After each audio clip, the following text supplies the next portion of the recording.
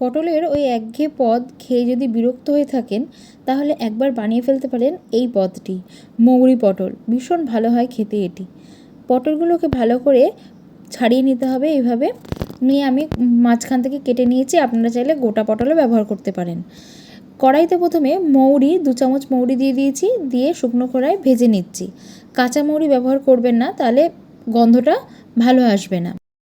এবারে ভাজা মৌরি, আদা আর স্বাদ মতো কাঁচা লঙ্কা দিয়ে একটা পেস্ট বানিয়ে নিতে হবে। ওই 1 ইঞ্চির মতো আদা ব্যবহার করেছি এখানে, 1 ইঞ্চি থেকে একটু কম হবে।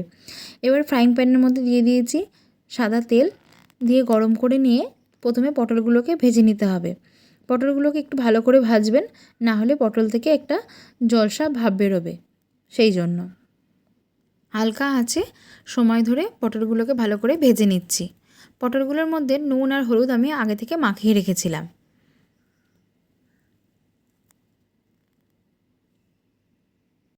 এদিকে দেখুন পটলগুলো আমার ভাজা প্রায় কমপ্লিট হয়ে গেছে। এবারে দিয়ে দিচ্ছি এর মধ্যে আদা মৌরির যে পেস্টটা বানিয়েছিলাম সেটা, আর দিয়ে দিচ্ছি এর মধ্যে স্বাদ মতো নুন আর সামান্য পরিমাণে চিনি, কারণ এটা একটুখানি মিষ্টি মিষ্টি হলে তবেই খেতে কিন্তু ভালো লাগে। আর দিয়ে দিচ্ছি হলুদ গুঁড়ো আর কাশ্মীরি লঙ্কার গুঁড়ো, ব্যাস। আর কিছুই কিন্তু এর মধ্যে প্রয়োজন নেই। এই অল্প কটা উপকরণেই এই স্বাদ দ্বিগুণ হয়ে যাবে।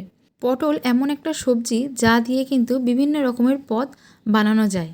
তো বাড়িতে একবার এইভাবেও এই মৌরি পটল বানিয়ে দেখবেন, ভীষণ ভালো হয় খেতে এটি। আর অদ্ভুত একটা সুন্দর মৌরির যে গন্ধ, মিষ্টি গন্ধ, সেটা এর থেকে বেরায়।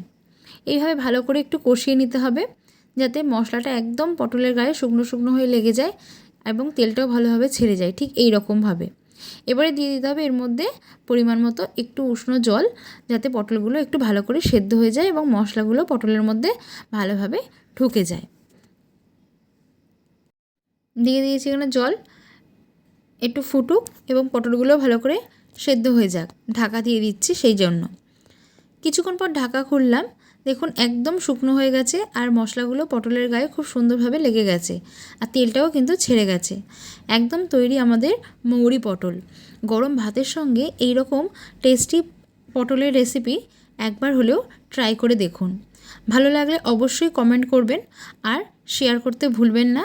যদি ফেসবুক থেকে দেখে থাকেন অবশ্যই ফলো করে দেবেন পেজটি, আর ইউটিউব থেকে দেখে থাকলে চ্যানেলটি সাবস্ক্রাইব করে রাখবেন। তাহলে চলুন টাটা, আজ আসবো পরে ভিডিওর সঙ্গে।